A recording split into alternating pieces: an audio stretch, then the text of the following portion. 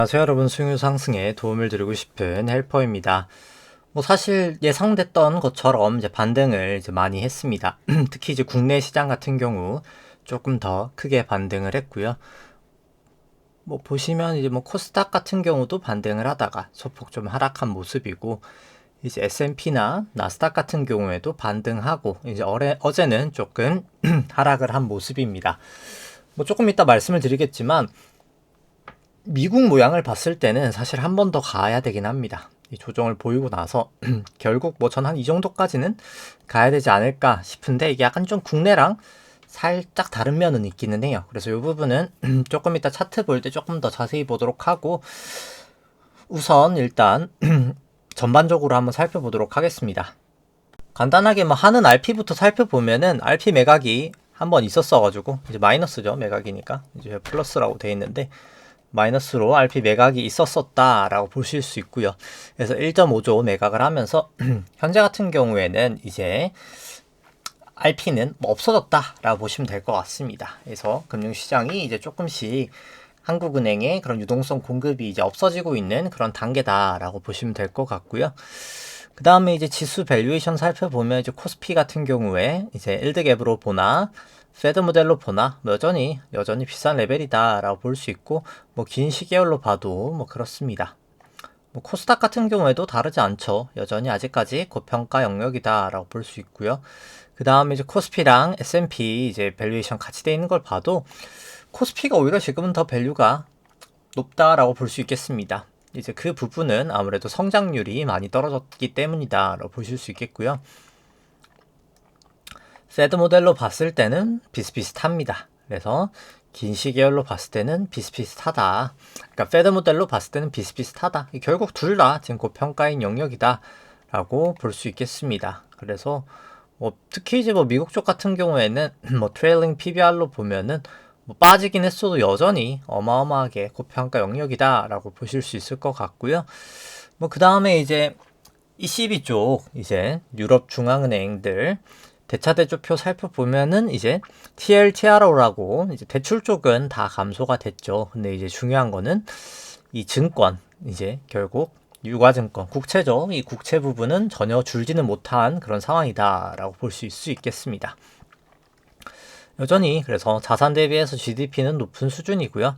유로존 물가도 사실 다시 튀고 있는 그런 상황이기 때문에 그렇게 좋아 보이지는 않는 그런 상황이다라고 볼 수 있겠습니다. 일본 쪽이 더 안 좋아 보이긴 합니다.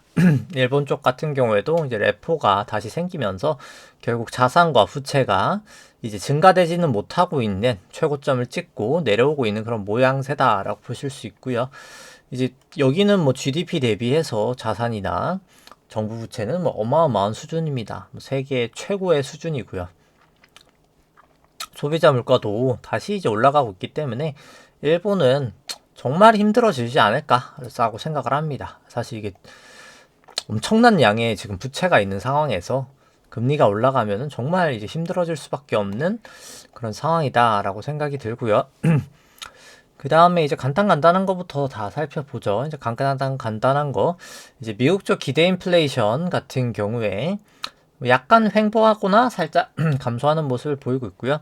실질 금리 같은 경우에는 조금씩 올라가고 있긴 합니다. 국내 쪽 같은 경우에는 결국 실질 금리는 튀고 약간 BEI는 그냥 횡보하는 그 정도 수준에서 유지가 되고 있고요. 그 다음에 이제 부동산 쪽 먼저 살펴보면은 이제 PIR 이제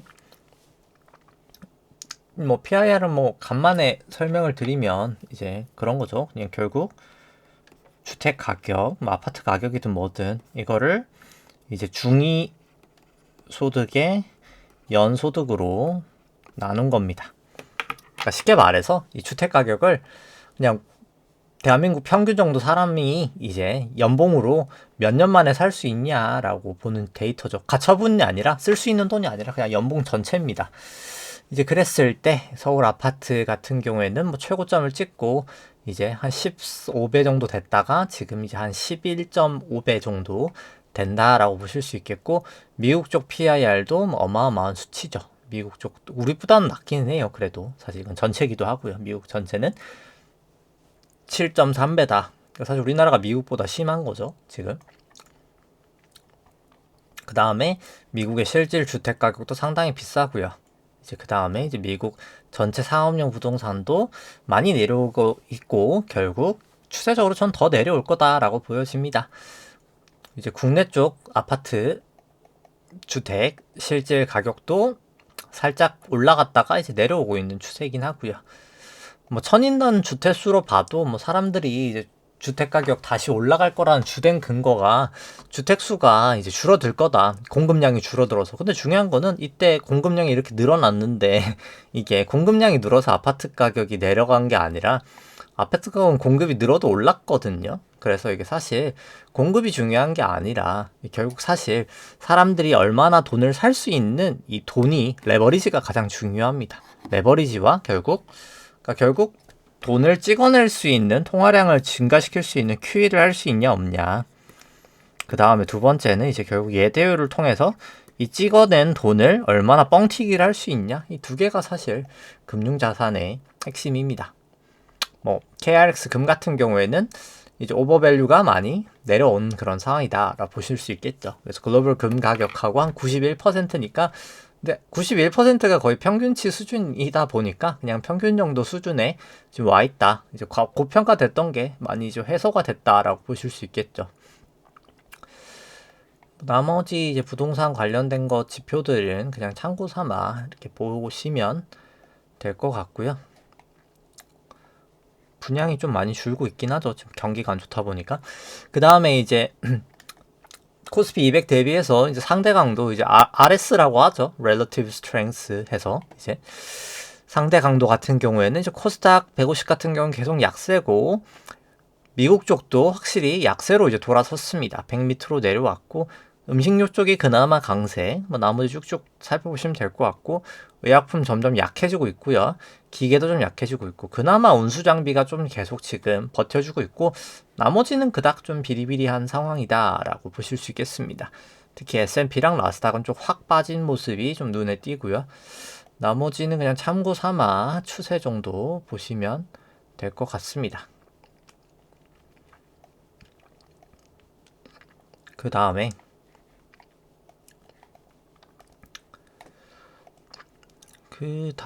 이제 뭐 매크로 쪽 뭐 나머지 요런 거 ISM 제조업, 비제조업, 수출액 전년 동기비는 뭐 참고 삼아 보시면 될 것 같고요. 그 다음에 이제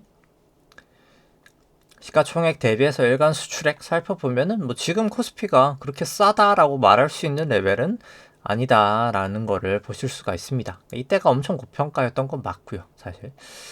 그 다음에 수급 쪽 살펴보면은 이제 S&P 상업용 순 포지션 같은 경우 숏 포지션이 상당히 증가한 모습 보실 수 있고요. 뭐 나스닥도 마찬가지입니다. 상당히 숏 포지션이 크게 증가했다라고 보실 수 있겠고 삼성전자 같은 경우에 기대 수익률이 여전히 너무 낮기 때문에 좋지 않다. 그러니까 PBR 낮은 건 인정이지만 그만큼 ROE랑 성장률 G가 많이 떨어졌다. 그러니까 과거에 우리가 알던 삼성전자의 펀더멘탈이 아니다라고 보시면 되겠죠. 뭐 결국 주가는 딱 함수가 이렇게밖에 없거든요. 결국 이제 ROE에서 ROE, G 결국 그 다음에 이제 장부 가치죠. PBR이죠.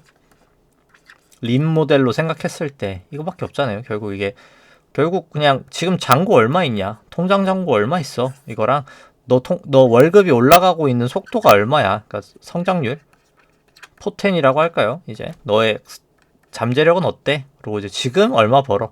지금 현재 임금이라고 생각하면 되겠죠. 뭐 이거랑 똑같은 거죠. 뭐 현재 임금이 높은데 이제 이것도 잘 벌고 성장도 좋고 이래야 되는데 지금 삼성전자가 쉽게 말해서 뭐 주가 대비해서 잔고는 많은데 이 두 개가 이제 망한 거죠. 이제 그러니까 안 좋은 상황인 거죠.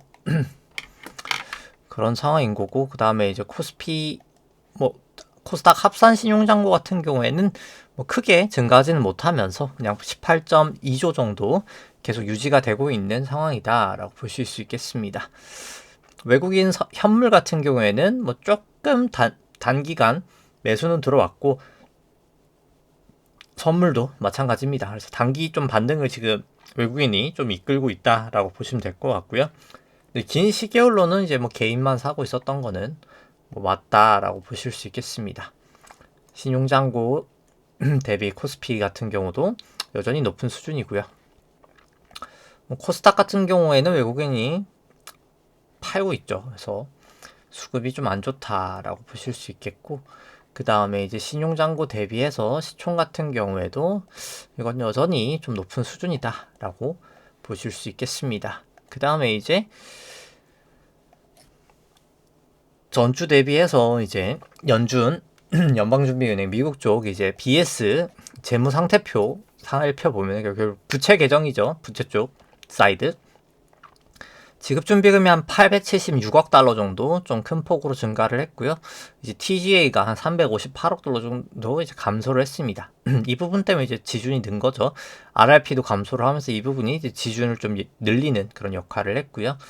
그래서 이제 순유동성 같은 경우에는 이 부분 때문에 오히려 28억 달러 정도 좀 증가가 됐고, QT도 지금 멈춰 있어서 오히려 이제 QE가 약간 된 거죠. 28억 달러 정도 오히려 자산이 좀 증가가 됐습니다. 아무래도 이제 부채 한도 협상 때문에 아마 QT가 좀 속도가 슬로우 다운 될 수 있다는 전망이 많고, 뭐 실제로 그럴 수 있다라고 보시면 되겠죠. 그 다음에 이제 뭐 BDI가 생각보다 좀 크게 올랐고요. 이제 SCFI가 조금 많이 하락을 했습니다. 결국 얘는 컨테이너고 얘는 이제 벌크니까 지금 뭐 이제 석탄이나 이런 뭐 곡물이나 이런 부분이 지금 조금 약간 오히려 더 강세다라고 보시면 되겠죠. 이제 컨테이너 쪽보다 실제로 이제 그런 모습인 거고, 아까 이제 저 얘기가 잠시만요. 네.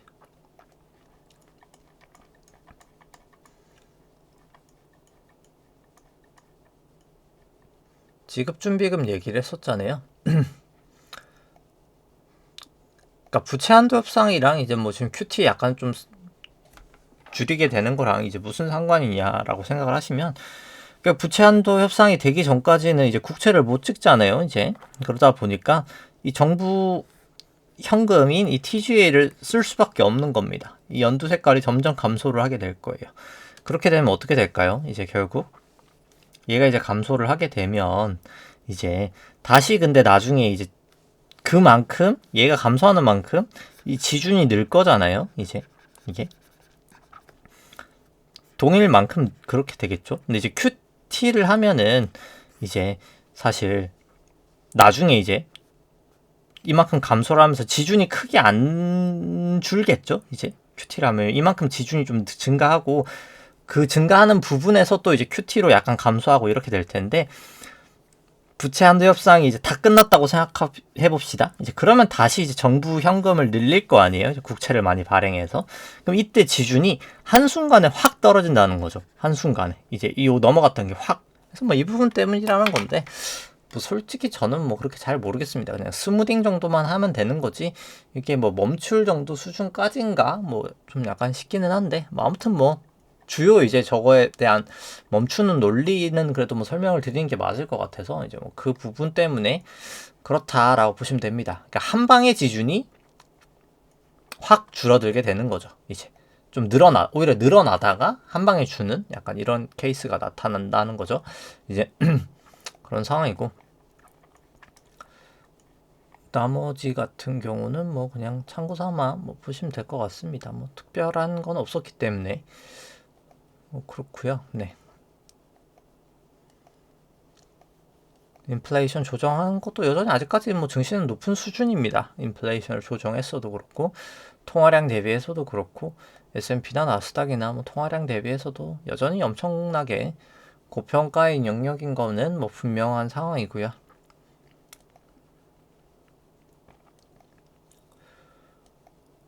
뭐 매번 말씀드린 이제 그러니까 SOFR에서 EFFR 뺀 거는 뭐 다시 마이너스로 돌아왔지만 뭐 계속해서 플러스 구간으로 갈 수 있는 상황이다. 뭐 항상 말씀드리지, 이게 국채에서 은행채인데 은행이 더 리스크가 크니까 원래는 마이너스 구간에 있어야 되는데, 지금 돈이 없다 보니까 이 SOFR 연준한테 빌린 이 창구에서 사람들이 많이 빌리고 있다. 그래서 그 금리가 은행채 금리보다 더 높은 그런 상황이다라고 이해를 하시면 될 것 같고요. 결국 자금 조달 수요가 더 많다는 거죠. 그런 상황이고, 이 연준 총자산 대비 GDP가 결국 20 밑으로 내려와야 되는데, 지금 사람들이 다 그러잖아요. 뭐 QT 그냥 멈추면 되는 거 아니야? 하는데, 중요한 건 이걸 멈추지 않으면, 그러니까 멈추면은 다시 QE를 못 해요. 이제 문제는. 그러니까 컵을 비워야 컵에다 다시 물을 채울 수가 있잖아요. 근데 지금 컵이 이렇게 있으면 물이 뭐 이렇게 표면 장력 때문에 이렇게 돼 있는 거예요. 이렇게 돼 있는데 여기다 대고 아유 이제 물 안 줄이니까 우리 잘 됐다라고 하는데 물을 안 줄이면 다시 이제 QE를 못 한다는 겁니다. 근데 이제 멈추고 나서 사람들이 그냥 내년에 다시 QE 하면 되잖아요. 이렇게 하거든요.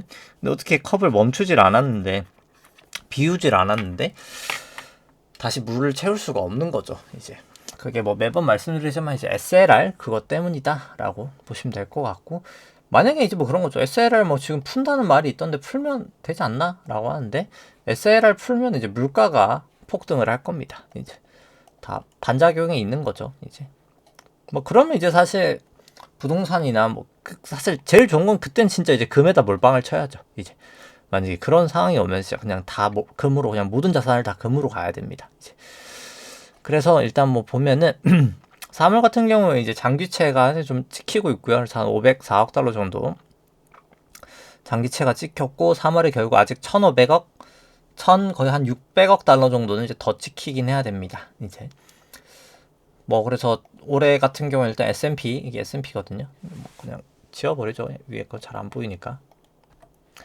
S&P가 결국 한 5% 하락을 했고 금리도 한 31bp 정도 하락을 했다.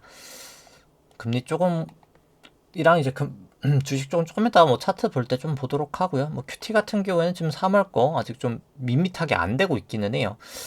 근데 이제 250달러씩 해야 되는데 곱하기 3 750 돼야 되잖아요. 1Q가. 근데 아직까지 근데 1Q가 결국 한 70밖에 안 남긴 했죠. 그래서 뭐 그 정도 아마 이번 주 다음 주 정도 해서 뭐 진행이 되지 않을까. 왜냐면 1월에 좀 많이 했어요. 이제 이게 250 해야 되는데 343 한 거잖아요. 이제 근데 평균 해서 이게 750 되면 되는 거기 때문에 그 정도 남았다라고 보시면 될 것 같고, 이 같은 경우는 더 많아야 되는데 사실 잘 안 되고 있는 거죠. 왜냐면 MBS가 계속 잘 안 되기도 하고 있지만 MBS 수치가 더 높죠? MBS가 350이었나? 기억이 가물가물하네요. MBS가 350이잖아요. 이게 350 변화 없이 MBS 350인데 뭐 350이면 거의 1050이잖아요. 근데 뭐 600억도 안 되고, 그래서 MBS는 지금 조기 상한이 안 되고 있다 이렇게 보시면 될 것 같습니다. 근데 뭐 이건 전부터 계속 그래 왔어요. 이게 그래서 뭐 그런 상황이다라고 보시면 될 것 같고. 뭐 그래서 결국 이 RRP가 계속 안 남아 있는 게 리스크고, RRP는 안 남았지만 결국 지준도 여전히 높다는 거죠. 이 GDP 대비해서. 그래서 이 부분이 계속 지금 문제가 되고 있어서 QE를 할 수 없는 상황에 이끌어가고 있다라고 보시면 될 것 같고요. 뭐 나머지는 그냥 설명 생략하도록 하겠습니다. 뭐 그 다음에 이제 주요 지표들 뭐 살펴보면은 뭐 국고 같은 경우에는 뭐 좀 애매하죠. 이제 국내는 조금 애매하고 좀 내려가는 추세 살짝 있었고, 미국 그러니까 국내 쪽은 좀 올라가는 추세 있었고, 이제 미국채 같은 경우는 좀 살짝 내려가고 있는, 금리 기준으로 봤을 때 그런 모습이었고요. 달러는 다시 올라가고 있고 금 다시 올라가고 있고, WTI는 약세고 삼성전자 반등하고 있고, 나머지 이제 애플, 마이크로소프트, 엔비디아 다 약세였었고요. 이거 이제 점수화서 시켜서 살펴보면은 국고는 다시 이제 중립으로 돌아왔고요. 국고 10년물 같은 경우에 롱 추세가 많이 약해졌고, 미국채 10년물 같은 경우는 여전히 아직까지는 중립, 달러 같은 경우에도 아직은 중립, 그 다음 이제 금 같은 경우에는 다시 롱, 그 다음에 WTI 같은 경우에는 숏, 그 다음에 삼성전자는 중립, 그 다음에 애플 같은 경우에는 이제 숏, 그 다음에 이제 마이크로소프트 같은 경우에도 숏, 그 다음에 이제 엔비디아 같은 경우에는 중립 추세다라고 보실 수 있겠습니다. 그 다음에 이제 뭐 볼린저로 살펴보면 이제 뭐 3년물 같은 경우는 뭐 계속 지지부진해요. 이제 국고 3년은 뭐 특별할 거 없이 그냥 지지부진하게 좀 진행이 되고 있고요. 이제 국고채 10년도 뭐 특이사항 없이 그냥 지지부진하다. 이제 요 정도 수준으로 보실 수 있겠습니다. 미국채 10년물 같은 경우에도 뭐 특이사항이 없죠. 그냥 뭐 지지부진합니다. 이제 특별하지 않게 그냥 이제 한번 바닥 찍고 나서는 조금 지지부진한 그런 모습을 나타내고 있고요. 그 다음에 이제 달러원 같은 경우에도 뭐 특별한 특이사항은 없다. 그냥 이제 추세가 좀 애매모호하죠. 지금 같은 경우는. 그 다음 이제 금 같은 경우에도 고점을 쳤죠. 고점을 쳤는데 볼린저로 봤을 때는 조금 약하단 말이죠. 그래서 이거는 이제 정말 고점에 거의 다 온 게 아닌가 싶기는 합니다. 단기적으로 봤을 때는.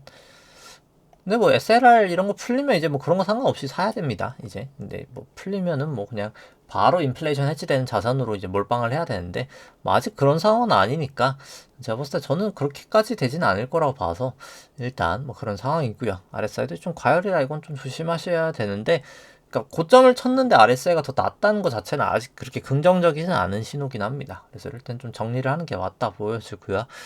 그 다음에 이제 WTI 같은 경우에도 뭐 그렇게 특별하게 추세가 있지는 않은 상황이고 삼성전자 같은 경우도 여기는 뭐 다시 볼린저 쳤고 뭐 그래도 삼성전자는 조금 더 가도 이상하진 않아요. 사실 이제 조금 더 가도 이상하진 않은데 여기도 벌어져 있고 모여 있으니까 뭐 언제든 조정이 나와도 또 이상하지 않은 그런 모습이다라고 보여집니다. 그러니까 둘 다 가능해요. 둘 다 가능. 그래서 뭐 사실 그러니까 롱은 아닌 것 같아요. 그러니까 올라갈 수는 있겠지만 지금 여기서 무리하게 뭐 롱 배팅을 할 만한 그런 상황은 아니다라고 보여집니다. 애플 같은 경우도 뭐 벌어져 있고 모였기 때문에 단기 반등은 충분히 있을 수 있겠습니다. 이제 뭐 딱 그 정도 느낌이고요. 나머지도 뭐 특비사항은 OBB도 이제 마이너스로 돌아섰고 나머지는 특별하게 뭐 없고요. 과매도긴 해서 분명히 반등은 할 거다라고 보여지고요. 그 다음 마이크로소프트 같은 경우에도 벌어져 있고 모였기 때문에 반등은 할 거라고 생각합니다. 이제 당연히 주구장창 빠질 수는 없기 때문에 반등을 할 수 있는 그런 영역까지는 왔다라고 보고요. 지금도 이제 반등 중인 상황인 거고요.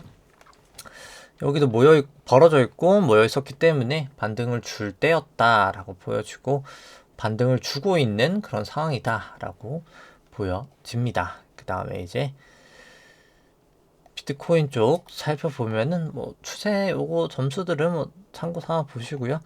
그냥 이제 바로 이제 일봉 추세로 살펴보면은 이제 비트코인 같은 경우에는 여전히 아직까지는 중립이죠. 중립이고 이더리움은 숏 추세고 그 다음에 이제 XRP 이제 리플 같은 경우에는 그냥 중립이다라고 보실 수 있겠습니다. 일봉 추세로 살펴보면은 이제 비트코인 같은 경우에는 벌어져 있고 모였기 때문에 뭐 이건 단기 반등 가능성이 저는 여전히 높아 보인다라고는 보여지고요. 그 다음에 이제 이더리움 봤을 때 여긴 벌어져 있고 200도 벌어져 있고 모여 있고 다 모였기 때문에 이거는 뭐 상당히 반등 가능성이 높다라고 이더리움은 볼 수 있겠습니다. 그래서 모든 지표도 다 과매도 부근이고 이거는 뭐 반등의 가능성이 정말 높다라고 보여주고요. 이제 왜냐면 거래량도 이제 더 줄고 있어요. 이제 그러기 때문에 이러면 이제 반등할 확률이 좀 매우 높아졌다. 이더리움은 이제 그렇게 생각을 합니다. 뭐 나머지 이제 리플 같은 경우에는 뭐 딱 이걸로 보기엔 좀 애매한 부분이 있어서 뭐 설명 생략하도록 하고요. 그 다음에 이제 지수적 지표 이제 주요 지수들 살펴보면은 뭐 나스닥 같은 경우에 다시 좀 단기 구간 좀 숏으로 돌아왔고 일봉은 여전히 일단 아직까지 추세는 숏 추세다. 주봉도 마찬가지고 이제 그렇게 보여지고요. 다만 이제 코스피 200 같은 경우에는 롱 추세로 돌아섰고 이제 코스닥 200 같은 경우 아직까지는 좀 숏 추세다라고 보실 수 있겠고요.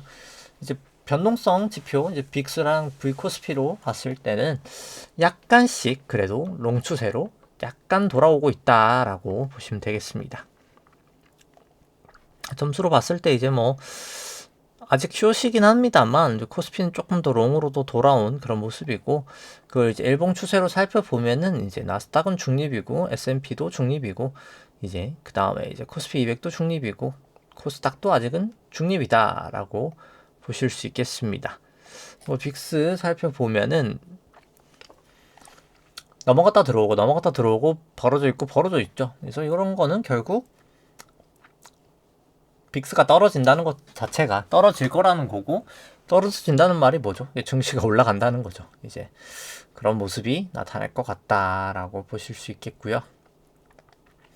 RSI도 과매수였다가 내려오고 있다라고 빅스 입장에서 보실 수 있겠습니다. V코스피 같은 경우에도 뭐 똑같은 모양이죠. 200까지 닿지는 않았지만 뭐 모양새는 특별히 다르지 않다라고 보실 수 있겠고, 120분봉 이제 나스닥 현물 같은 경우에도 벌어져 있고 모여 있고 벌어져 있고, 단기 반등은 아직 더 해야 될 것 같다라고 보실 수 있겠습니다.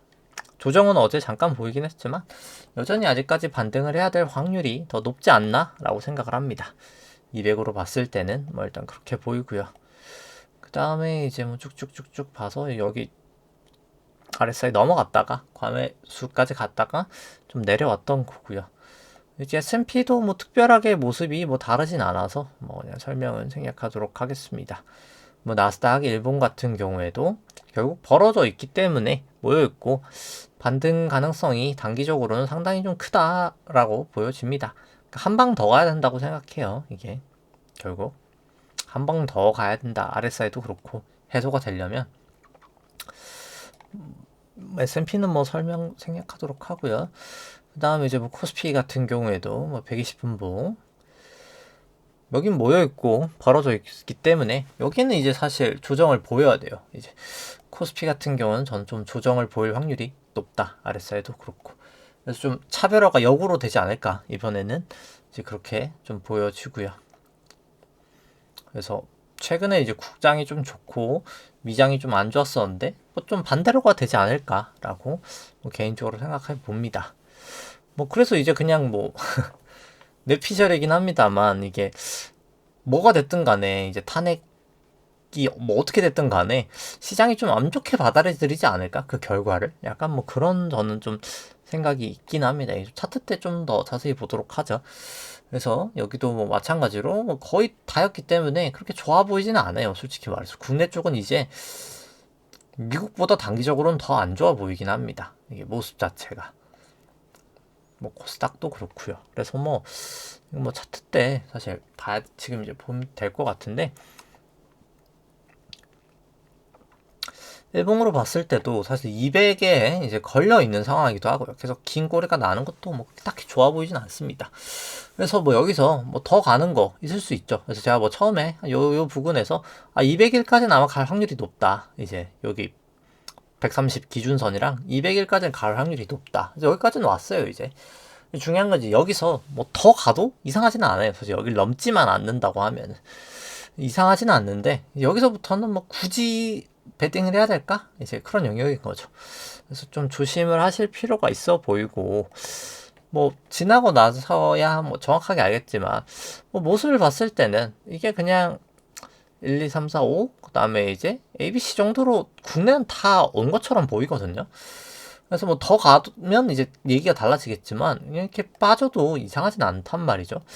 그래서 그런 상황에서 굳이 뭐 무리할 필요가 있을까? 이제 올라갈 수는 있겠지만 그렇게 생각이 되고, 코스닥도 똑같은 거죠. 여기서 돌파를 하겠지만 결국 다시 돌아온 마당에 이게 200일이 결국 다시 저항선으로 작용할 거고, 이 상황에서 뭐 굳이 베팅을 할 필요는 없지 않을까라고 생각합니다. 그러니까 사실 여기서 올라간다 하더라도 저는 어차피 떨어질 가능성이 매우 높기 때문에 그냥 버리는 게 맞다고 보여집니다.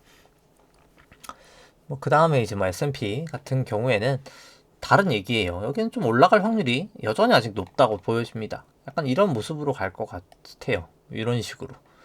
그러니까 왜냐면은 일단 기간적으로도 문제고요. 이게.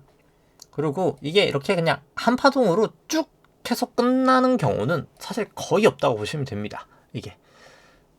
한 파동으로 지금 쭉 갔잖아요. 쭉 가고 나서 그냥 반응 끝 하고 갈 수가 없다는 거죠. 그러니까 그러려면은 여기 안에서 한번 꺾어줬어야 돼요. 이렇게.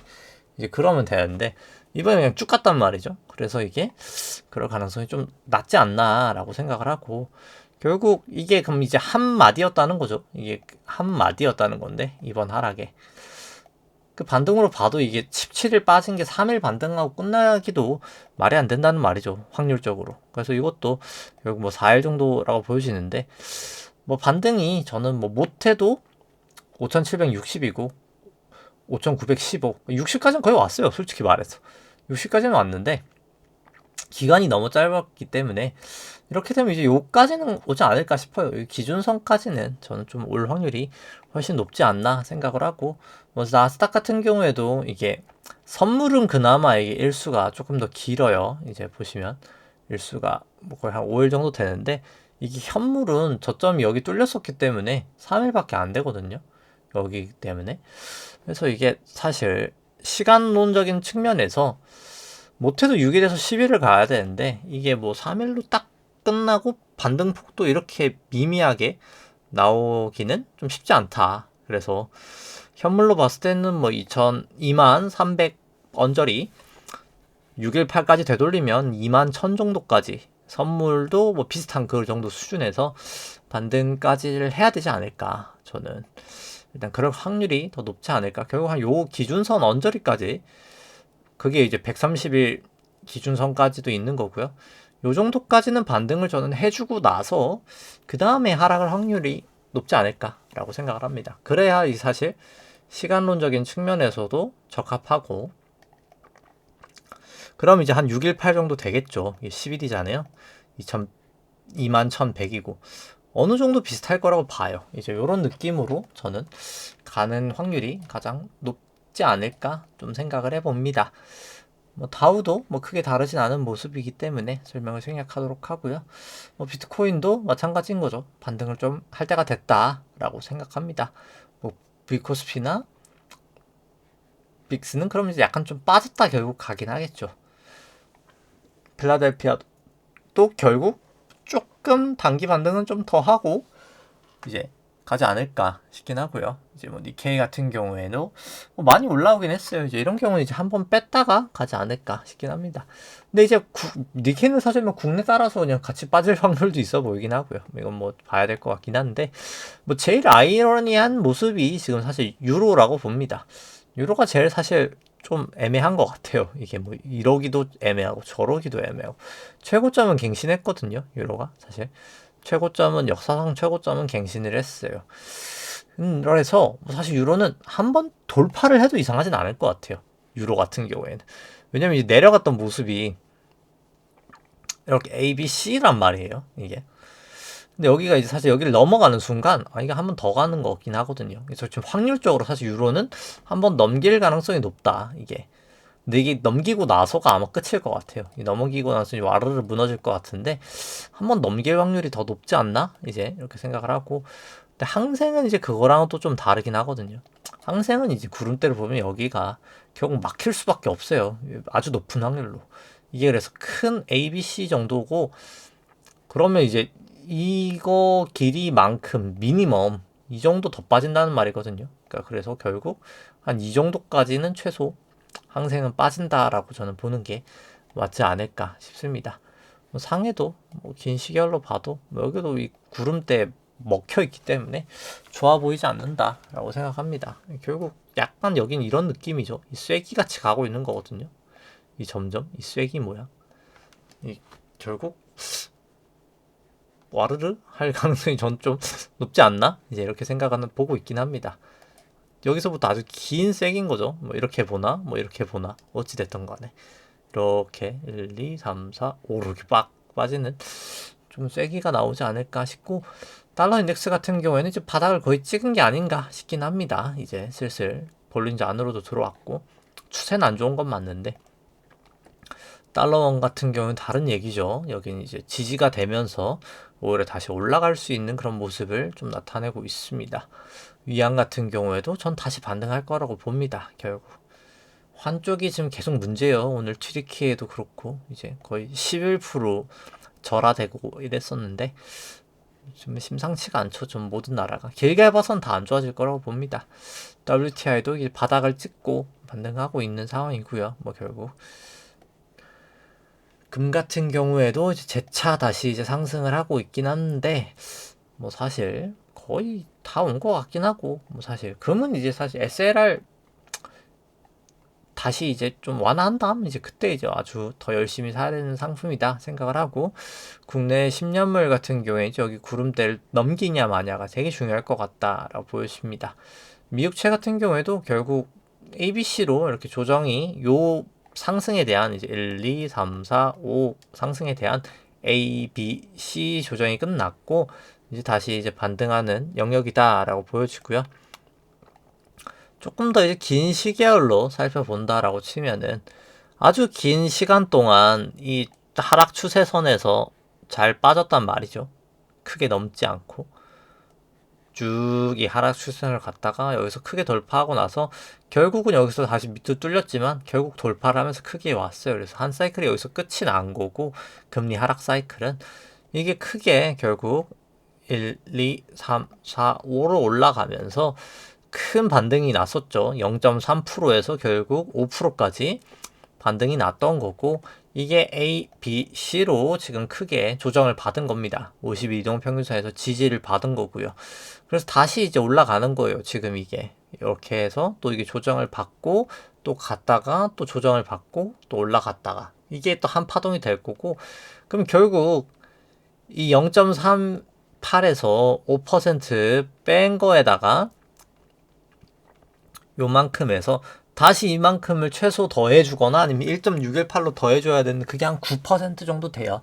그래서 뭐 지금은 조금 안 믿기실 수 있겠지만 저는 다음 미국 고점 스텝은 9%라고 봅니다. 이제 9%를 갈 수 있는 이유는 결국 아까 말씀드린 것처럼 돈이 없어서예요. 이제 쓸 수 있는 돈이 없기 때문에 우리나라 IMF 때 금리가 19%까지 갔죠. 이제 그게 우리나라 경기가 좋아져서 19%까지 간 게 아니라 돈이 없기 때문에 그 돈을 끌어모으기 위해서 금리는 올라갈 수밖에 없습니다. 근데 이때까지는 위기가 오면은 계속 금리가 내렸죠. 오히려 2008년도부터.